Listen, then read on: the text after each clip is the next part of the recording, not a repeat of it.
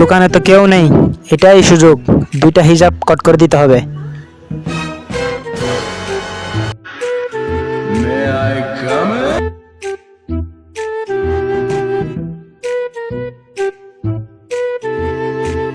ভাইয়া আপনি দোকানে থাকেন না, কার বর্ষায় রেখে যান দোকানটা?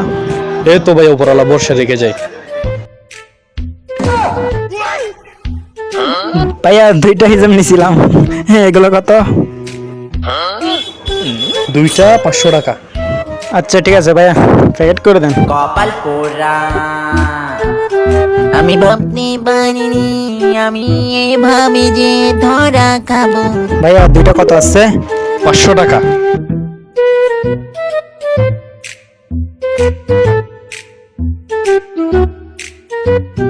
ভাইয়া শুনেন,